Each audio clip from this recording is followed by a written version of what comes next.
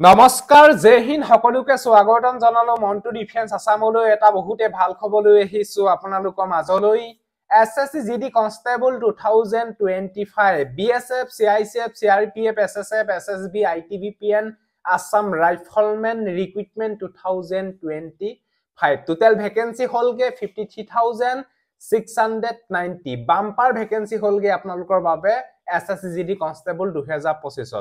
কত কিমানটা ভ্যাকেন্সি বাহিল ভিডিওৰ জৰিয়তে সম্পূৰ্ণ তথ্য মই আপোনালোকক এই ভিডিওৰ জৰিয়তে জনাবলৈ বিচাৰিছো সো ভিডিওটো সম্পূৰ্ণৰূপে চাই থাকিব আৰু যদি আপোনালোকে আমাৰ চেনেললৈ প্ৰথমবাৰ কাৰণে আহিছে তেতিয়াহলে চেনেলটো সাবস্ক্ৰাইব কৰি দিব ভিডিও ডেসক্ৰিপচনত আমাৰ WhatsApp এণ্ড Telegram গ্ৰুপৰ লিংক দিয়া আছে যদি এতিয়ালৈকে জয়েন হোৱা নাই জয়েন হৈ লওক আৰু এছএছসি জিডি কনষ্টেবলৰ ফালৰ পৰা যিখন ৰিভাইজ টেন্টেটিভ ভ্যাকেন্সি তালিকা প্ৰকাশ পাইছে হেখনৰ লিংক ভিডিও ডেসক্ৰিপচনত দিয়া আছে গৈ পিনে আপোনালোকে চেক কৰি ল'ব পাৰিব কত কিমানটা ভ্যাকেন্সি বাহিল এতিয়া মেইন কথাটো হল এছএছসি জিডি কনষ্টেবলৰ বাবে 2025 চনৰ ভ্যাকেন্সি আছিল 39481 টা এটা টোটাল ভ্যাকেন্সি হলগে পাই 53690 পাই 13000 প্লাস ভ্যাকেন্সি বহাই দিয়া হৈছে ইয়াতে এতিয়া টোটাল ভ্যাকেন্সি হলগে লৰাসকলৰ 48320 আৰু ছোৱালীসকলৰ কাৰণে হলগে 5370 ইয়াতে বিএছএফত হলগে লৰাসকলৰ total vacancy 13890 টা CISF ৰ হলগে 14910 টা CRPF ৰ হলগে 13787 SSB ৰ হলগে 902 টা তাপা নেক্সট আপোনালোকৰ ITBP ৰ হলগে 2948 তাপা আসাম ৰাইফলৰ হলগে 1750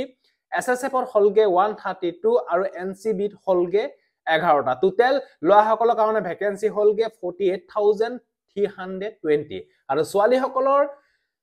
বিএছএফ ৰ হলগে 2491 আৰু সিআইএসএফ ৰ হলগে 1661 সিআৰপিএফ ৰ হলগে 572 আৰু এছএছবি ত ছোৱালীসকলৰ কোনো ভ্যাকেন্সি নাই